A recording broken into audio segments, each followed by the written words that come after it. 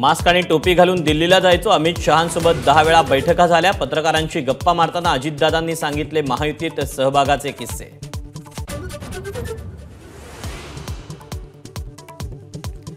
भाजपची 288 जागा लढण्याची तयारी, पण महायुतीत मिळतील तेवढ्या जागा लढवू, चंद्रकांत पाटलांचं वक्तव्य।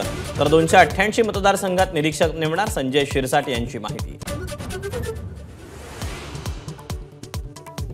समित कदम मार्फत फडणवीसांनी निरोप पाठवला होता, अनिल देशमुखांचा दावा। तर देशमुखांना अडचणी कमी करण्यासाठी शहा फडणवीसांच्या मदतीची अपेक्षा होती, समित कदम यांचा दावा।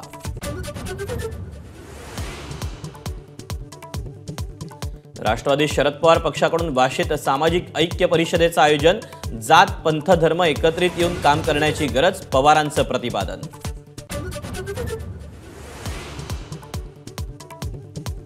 पूजा खेडकरांचा शोध मंदावल्याची चर्चा। हजर होण्याच्या मुदतीला 6 दिवस उलटल्यावर देखील यूपीएससीचा जाब विचारण्यास नकार।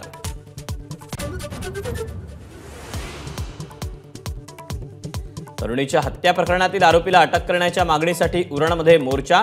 लव्ह जिहादचा प्रकार असल्याचा भाजपचे नेते नितेश राणे आणि प्रवीण दरेकरांचा आरोप।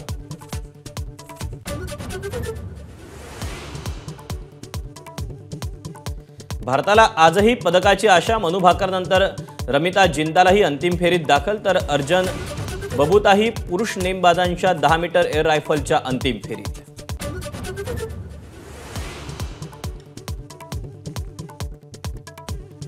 मनु भाकर ठरली ऑलिम्पिकमध्ये पदक जिंकणारी पहिली भारतीय महिला नेमबाज। पॅरिस ऑलिम्पिकमध्ये भाकरला 10 मीटर एअर पिस्टलमध्ये कांस्य पदक।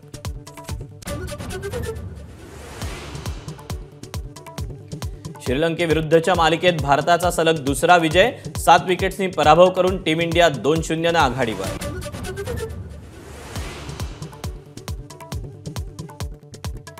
ज्येष्ठ व्यंगचित्रकार शीद फडणीस यांचं आज 100रीत पदार्पण। पुण्यात शीद 100 महोत्सवाचं आयोजन। एबीपी माझा, उघडा डोळे बघा नीट।